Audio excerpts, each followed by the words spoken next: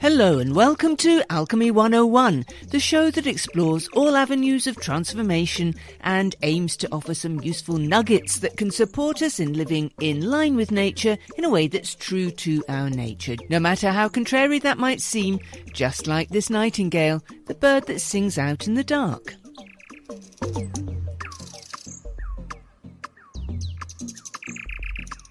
I'm JJ, the Practical Alchemist, and I'm delighted that you could join me today. Now, if you've been in the workplace for any length of time, I bet you've been told or heard of someone being told to leave your problems behind you as you walk through that door. And if you've ever tried to do that, you've probably failed. But that's okay, because the truth is that none of us can leave our private lives at the office door any more than we could leave the feet that brought us there. That's the message from Gabriella Braun in her book, All That We Are. Gabriella is a workplace coach and director of Working Well, a consultancy firm specialising in helping people to use an in-depth understanding of their dynamics and behaviour to bring about meaningful and sustainable change in their working lives. Now, her book takes psychoanalysis out of the therapy room and into the staff room, using real case studies to reveal the hidden truths behind a range of workplace issues. And to my mind, trying to partition parts of yourself while you're at work must be so harmful to your health, and I do like the play on words with Gabriella's company name, Working Well. I asked her what exactly she does and how she got into it. What I'm doing is working with leaders, with teams across organisations, very, very different kinds of organisations, corporates, arts and culture, education, schools, further education, university, health, etc. And what I do is help people to work well. And I try to, and this is what's different about Working Well from most consultancies, I apply psychoanalytic thinking and also systemic thinking to really try and get at the stuff that we don't normally think about in the workplace, but is always going on and is really always affects us. I mean, an obvious example is sibling rivalry. Yeah. That we take as a given in the family.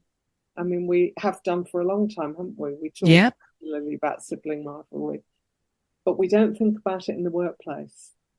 And actually, our peers, our colleagues are our siblings at work. Mm-hmm. And why wouldn't that come with us into the workplace? Some of the residue of the feelings we had about our siblings when we were children, that's all there. So, but it's not thought about, not talked about. So that's just one small example. Yeah. The different lens that I bring to working with leaders and teams and across organisations. Yeah, and it's very important as well, and because we're told to leave all our personal baggage at the door when we walk through the door to our office or workplace. And that's impossible, really, isn't it? It's absolutely impossible, because even if we consciously try and do that, we all have an unconscious. And that, you know, the more we push things out of the conscious mind, the more the unconscious will try and make us aware of what we're pushing away in some form or other. Yeah. So we can't just pretend that we magically leave parts of ourselves behind. It's not possible. Yeah. And partly then why I set this up is because I think by trying to ignore so much of what we are and human nature in the workplace, we've got ourselves into more difficulty, and we've let the workplace become, we keep trying to be more efficient, get more profit, do this, do that, the other, and we've made it a very tough place to be. It's not a healthy place to be. Not, of course, all workplaces. No. So many workplaces are not good for us. And so I think we need to really pause and reset and take human nature seriously in order to understand what helps us, why we get in these messes. And that's what Working Well is about. That's why I set that up. Yeah, it's really much needed, I think, because so many places that I've worked have been pretty toxic. And, I love your book called All That We Are. And we'll talk about the book as well. But the subtitle is Uncovering the Hidden Truths Behind Our Behavior at Work. And it seems to me that you've really pinpointed something which has been so lacking up to now in the workplace. And that is that we can't just bring a bit of ourselves to work. We are a whole person walking through that office door, and all the things that are in our makeup all arrive with us when we arrive at work. And some of that is not great, and some of it is fantastic, but some of it is really not great and is going to come out somehow in the way we work. Yes, exactly that. And we all have constructive side and a destructive side. We might try to pretend otherwise, and it varies person to person, but we all have it. It's not, some of us don't have that. So exactly as you say, some of it won't be great, but also we've all got, exactly as you say, our personality that comes with us and our histories. And our different histories shape us, and they will also shape the way we respond to things around us and people around us. So you and I might respond differently to exactly the same situation or exactly the same people. And that's partly our personality and the history that's helped form that personality. Absolutely. Yeah. And there's no getting away from it. Again, I mean, making the point again, there is no getting away from it, because all that we are comes into the workplace. You can't hide it. Everywhere with us, and we can't hide it.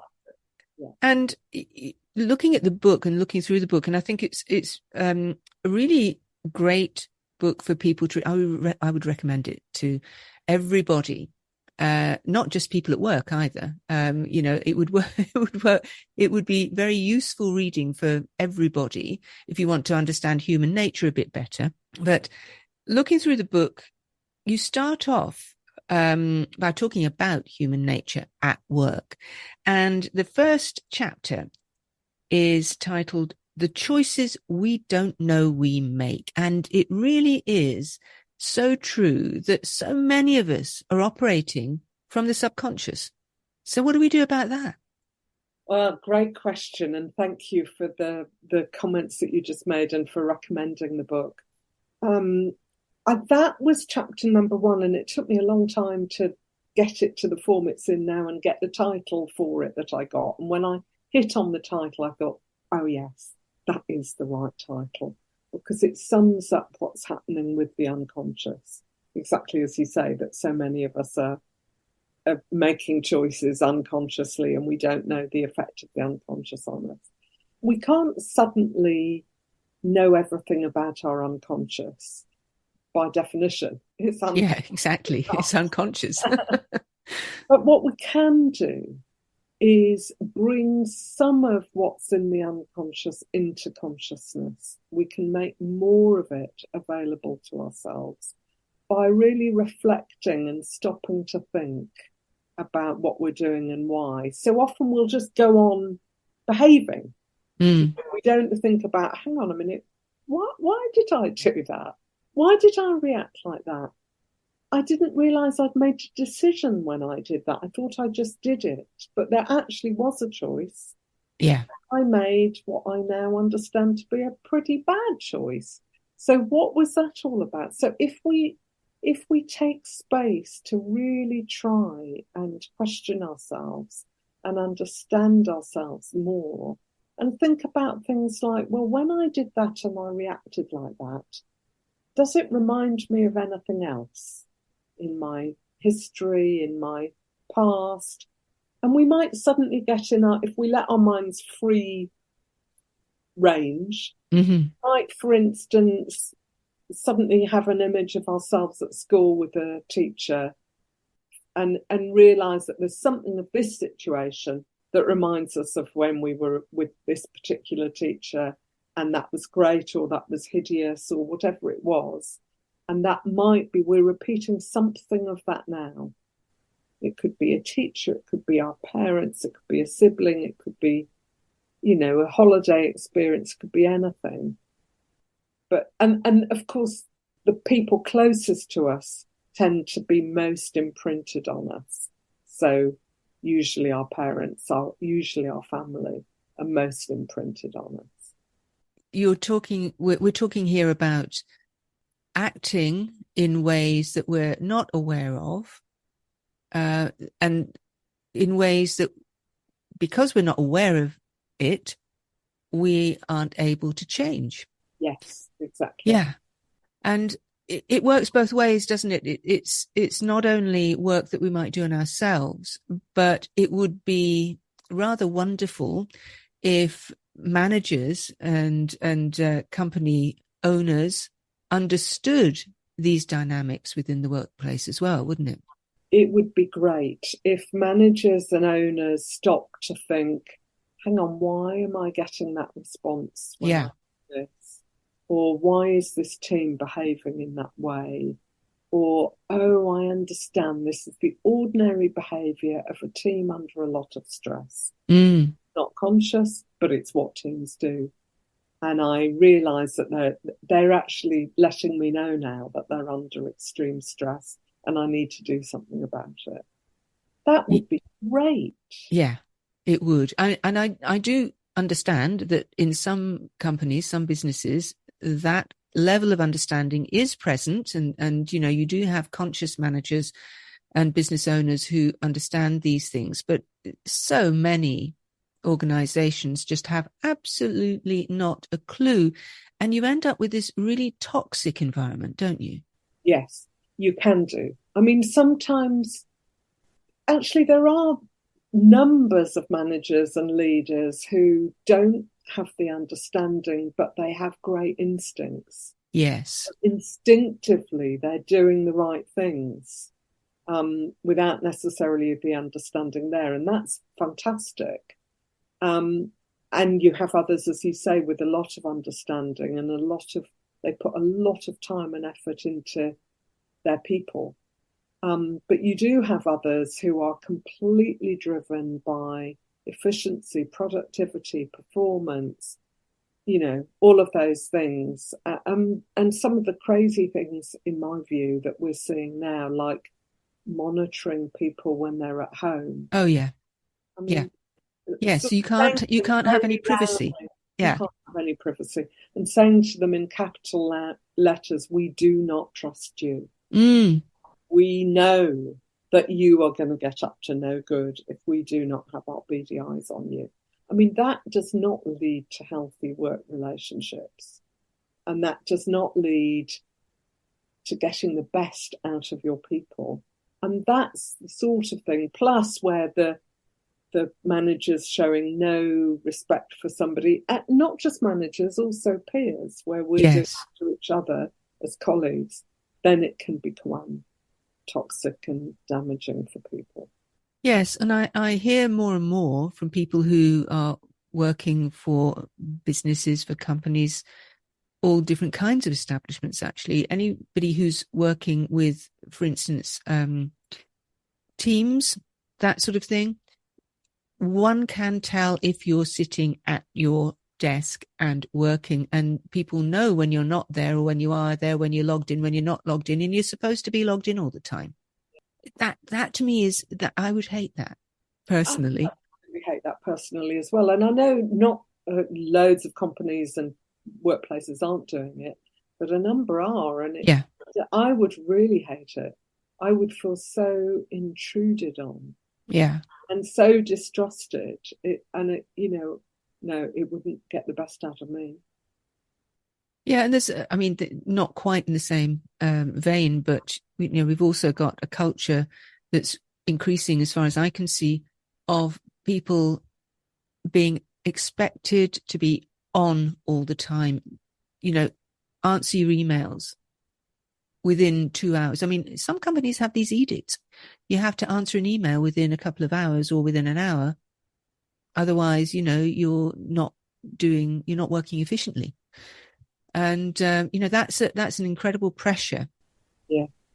Yeah. Which is not quite the same, in the same vein, but people are coming under more and more pressure at work because of these new technologies. Well, I think technology, of course, has made enormous advances and has helped us enormously. We couldn't do this without it, for instance. Yeah, exactly. There are huge bonuses of technology, but also because it allows the possibility of tremendous speed, we then follow that by saying, yes, of course, I expect you to be answering within X amount of time. And again, it's a choice that we're making, and it's a choice based, we think, on efficiency and productivity, but actually it can just drive people to the ground and mean that people don't prioritize, they don't take the time they need away from email, etc. I think I heard on one of your podcasts, somebody said that he puts up a notice saying, yes. I thought, that's a good idea. Just letting people know, actually, I won't get back to you instantly. Yeah. And I've seen that from a few people recently as well. I think, the tide's turning on that. Yeah. I think a lot of people have realized that this is too much pressure. Yeah. And, you have to manage the expectation. Yeah. And I must admit, I don't answer it instantly, and I don't put up that email thing either. And I hope that people understand that I'm not always available. Yeah, absolutely. I've given myself permission these days not to respond immediately to every email. But it was Thijs Lansbach, the psychologist in the Netherlands, who talked about that. Yeah. And I think he's absolutely right, because his book is called Crazy Busy. And, he was talking about all these issues within the workplace, and that it feeds into what you're talking about here, very much so. And we'll hear more of my interview with Gabriella Braun in a moment. Stay with us as we hear from our station sponsors. Back after this. UK Health Radio, the station that makes you feel good.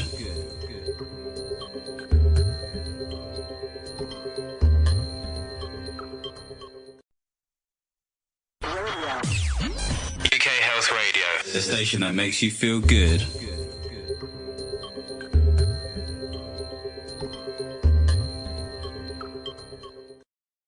And you're listening to Alchemy 101 here on UK Health Radio with me, JJ, the Practical Alchemist, and my guest, Gabriella Braun. And we continue our discussion about working well, which also happens to be the name of her coaching business.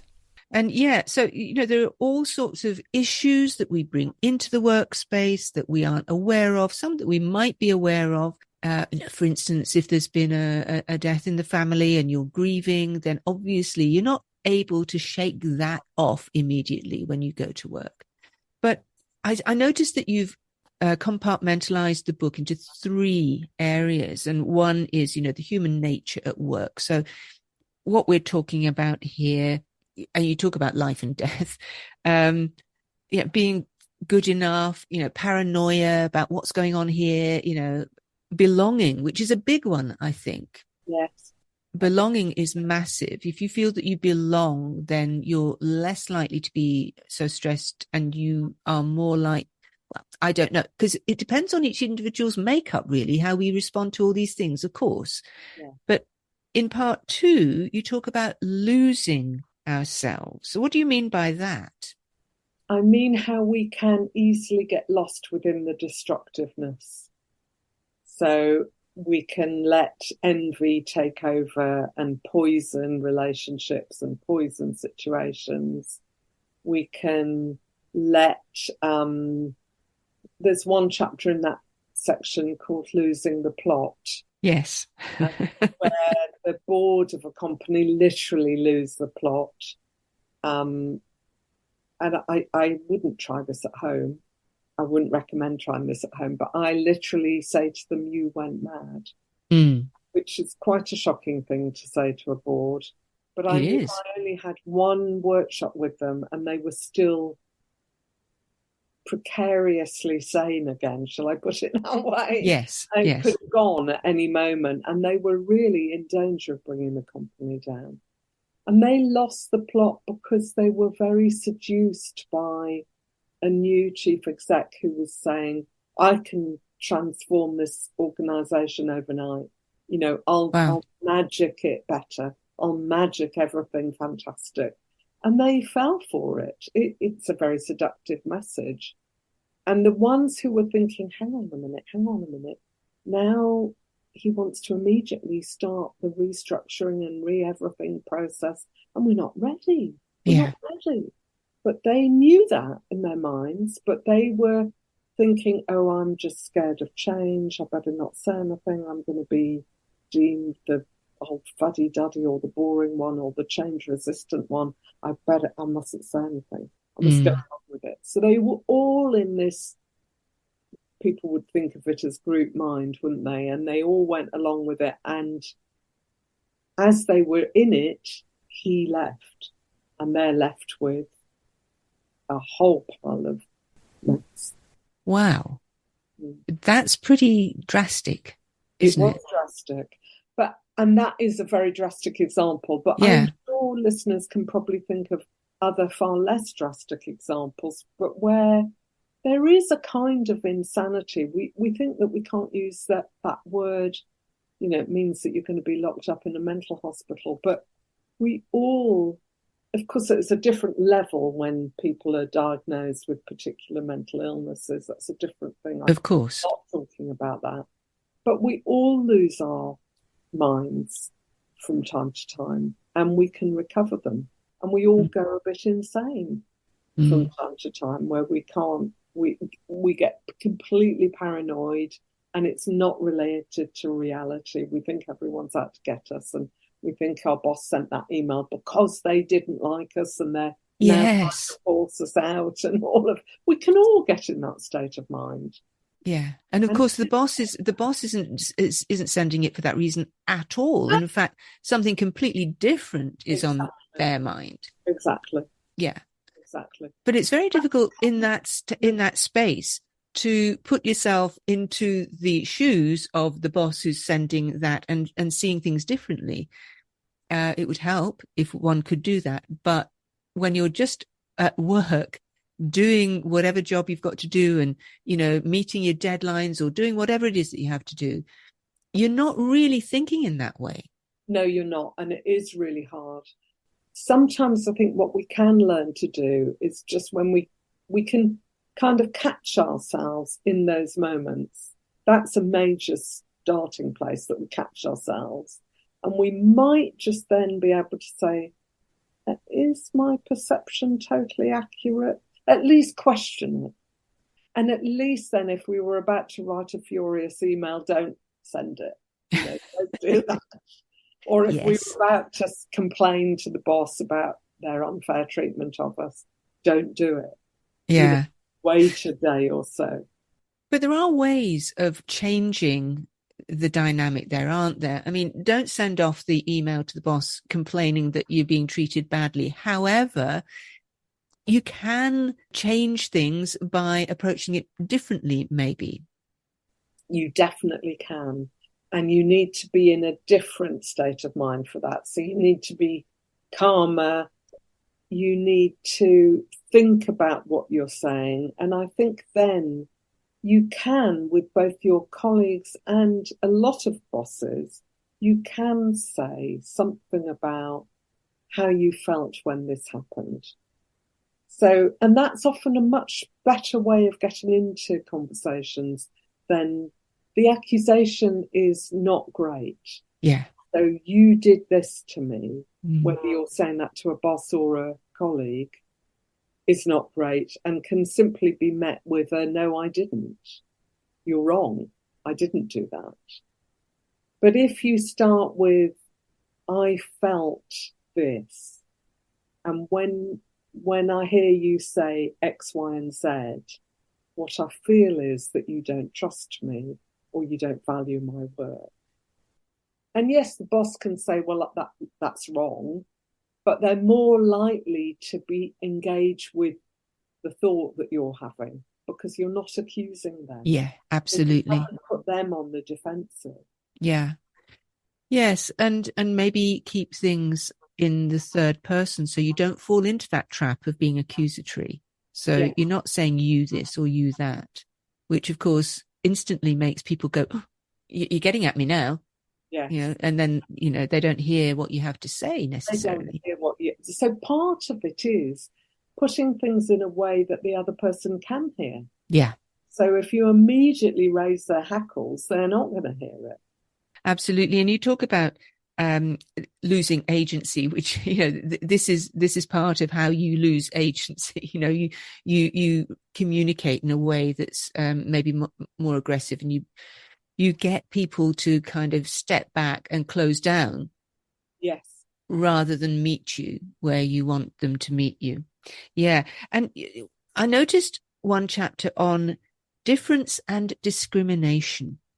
And this is, you can tell me whether I'm right or wrong here, but I am seeing a lot more confusion around this these days. Is that the case, or is that just, you know, my window on the world, if you like?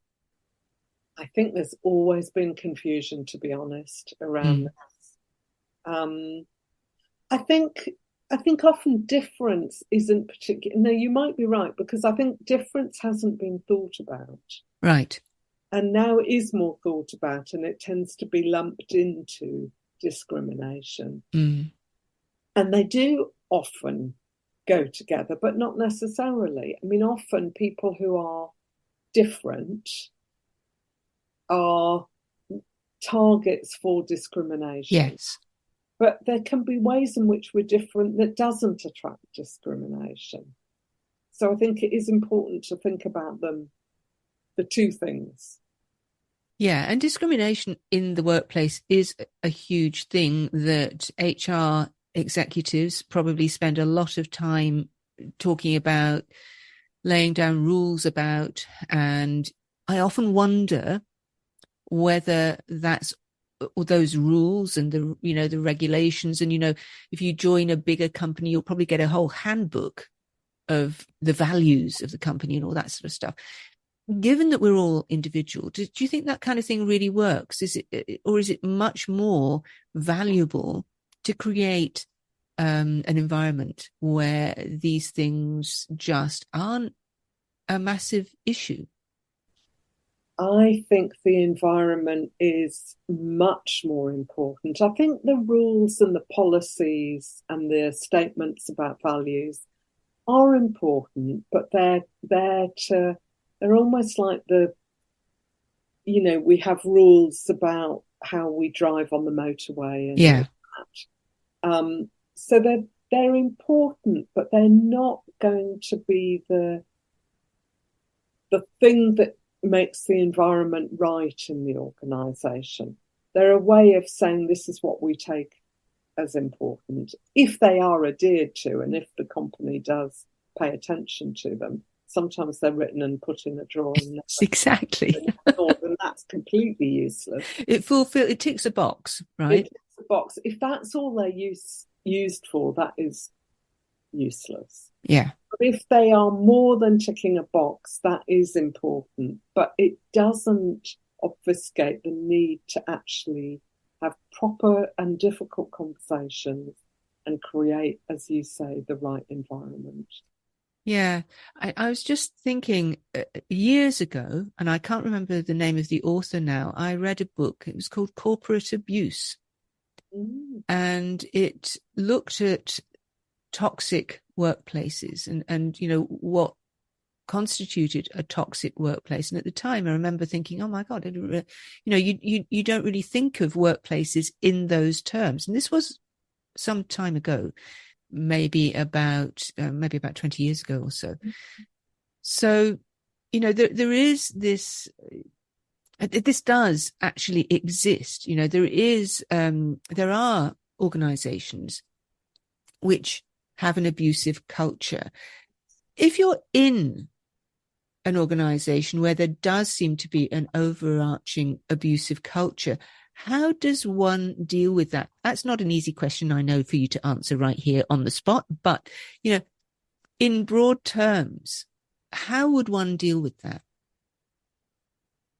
Oh, let me try and answer it, because it's a very important question, isn't it? I know, I put you on the spot there, I know, but it just came into my head. That's fine. I'll try and answer. I think the starting place for me is always the self.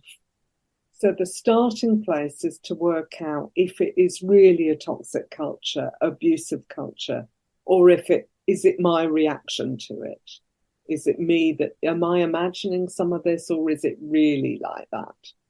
And if it is, and also to ask yourself if there are ways that you inadvertently contribute to it. Yeah. Because we often do, without realizing it.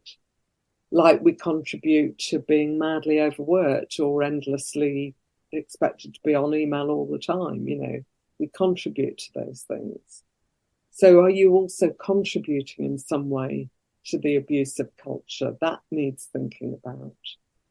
Are there things that you can say to your boss? Now, some bosses you can, other bosses there's no point, because if it's a kind of, the obvious example is a Donald Trump figure, which is a real extreme, but and most people aren't like that. But there are some people who you will never get them to change their view of themselves, and they will only want to put you down and further themselves. There aren't many people like that. There really aren't. But if that is the nature of your leaders or your boss, there's not much point trying to have a conversation. In which case, if it really is abusive and you think that there's no change possible, if it's a team, you might want to try and move teams, if that's possible. Because it's all very well and good for me to say leave, but many times people can't leave.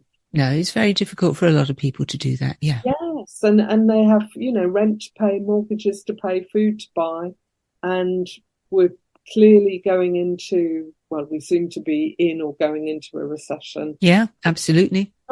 It's not helpful just to say leave. So I think if you can't leave, which many people, as you say, can't, there's stuff like, can you move team? If you can't do that, then there's thinking about how can I find support from other quarters.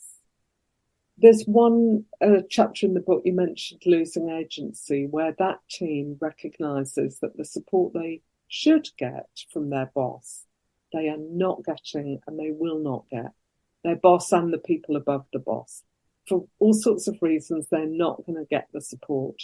And when they finally accept that and get over being furious about it, understandably furious, they find other ways of getting the support they need. Yeah. So that's one thing that we can all do. Think about, is there somebody who I can regularly go to lunch with, one of my colleagues in this team or a different team, and that'll make me feel better? Yes. Are there things that, am I walking into situations that make me feel worse? Can I step back from some situations? Why do I go to that meeting on a Friday afternoon that isn't mandatory and I end up feeling terrible and it sits with me all weekend? Well, maybe I won't go to that. Why do I go out for lunch with that group that I always feel awful? So there might be some things that you can have more charge about with yourself, or even if it's a boss and you just can't find a way of improving your relationship with the boss, maybe try thinking about the timing of your meeting. So not on a Friday afternoon, maybe never at the end of the day, if you can help it. You know, small things that can make a difference. And we'll pick up with more from Gabriella Braun after another short break, because right now it's time to hear once again from our sponsors. UK Health Radio, the station that makes you feel good.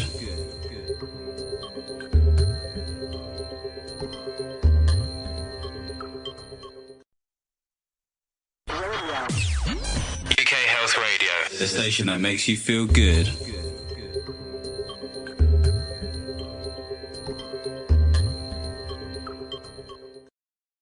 And you're listening to Alchemy 101 on UK Health Radio, the world's #1 talk health radio, with me, JJ, the Practical Alchemist, and today's guest, Gabriella Braun. Now, discussion reminded me of some of the places I've worked where the culture was far from healthy.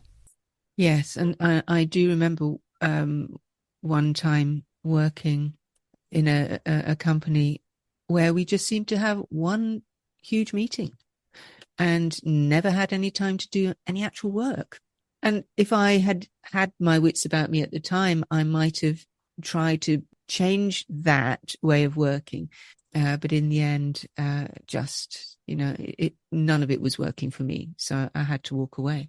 Remind me of an important point, actually, which is to seek allyship with others. So there might be things in that situation. It might be possible in the meeting to say, I'd find it easier if there are also slots for this, that, and the other, because I don't know, I find it hard to get the work done because I'm so in the meeting. Yeah. Maybe you can have spoken to other people beforehand, preparing them for what you're planning to say. And other people might then say, oh, yes, me too. I'd find that really helpful too. So you might be able to instigate some change like that when you're not a boss and you're not a manager and you're not a leader, but you can still make polite, constructive suggestions that can be heard and supported by people. Yes, I think that's a great idea, and that might have been something that I could have done at the time. And it takes us really to the part 3 of your book, finding ourselves, having lost ourselves, finding ourselves. And you talk about changing patterns, for instance, and speaking, we've talked about this before, speaking the unspeakable and being ourselves. So not fitting ourselves into a box when we're just never the right shape. Can you talk to us a little bit more about the finding ourselves? Okay, so that is all about our potential.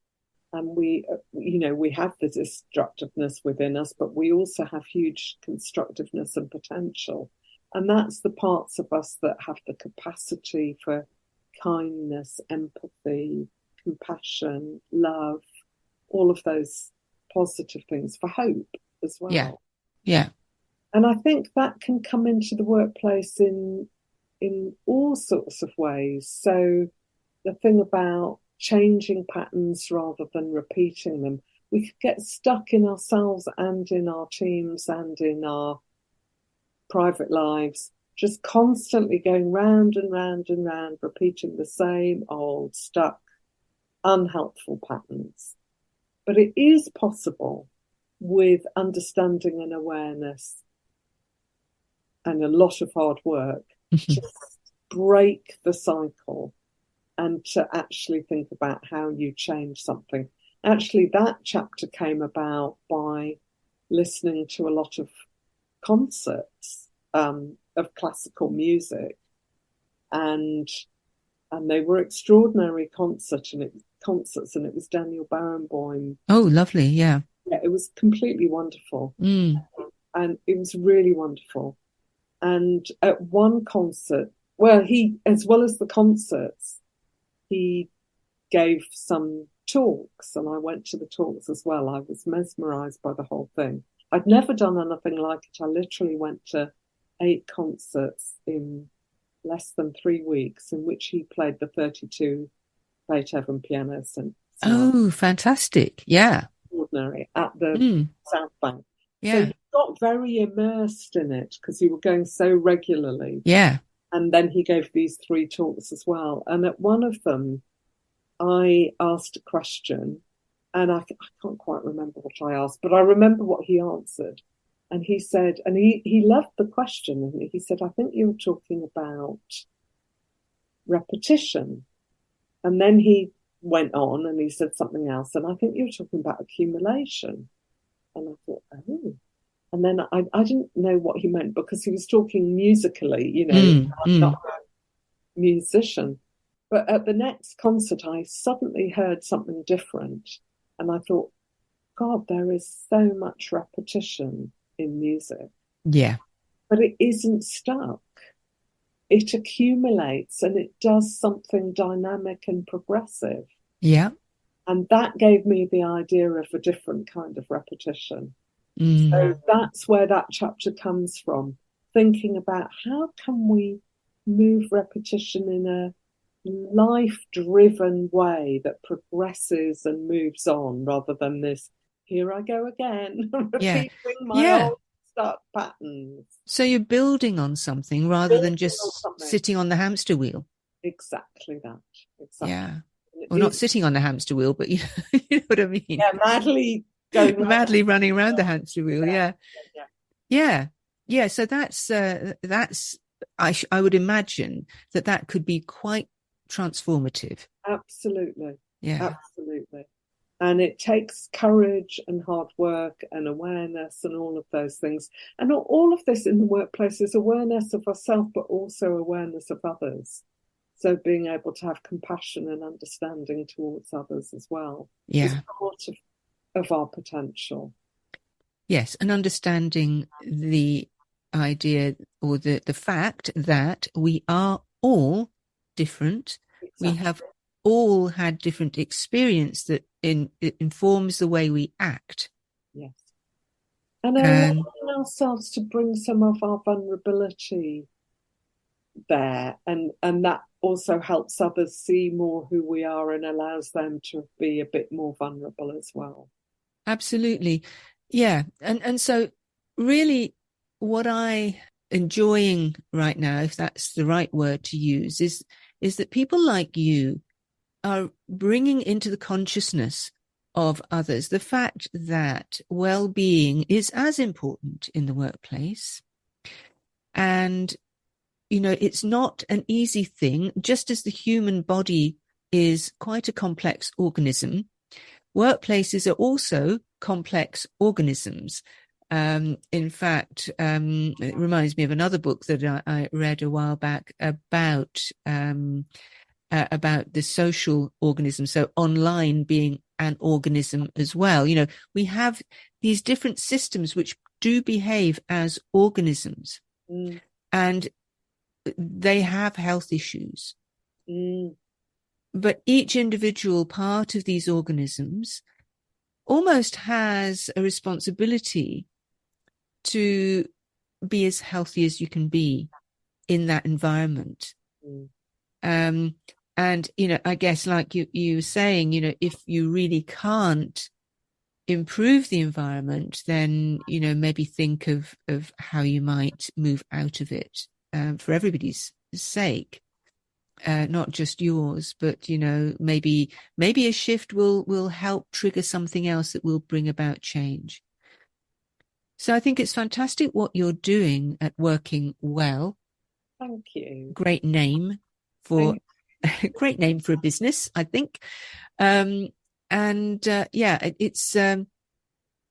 I think we do have to understand that we don't just leave everything at the door when we walk into our workplace. That everything that we are, all that we are, the name of your book, comes with us. Yes.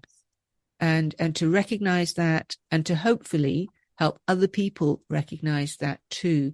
Being authentic is really important. And I do see, or have seen over the years, how difficult it can be for people, including me, to be our authentic selves at work because of all the expectations and pressures that we perceive. Yeah.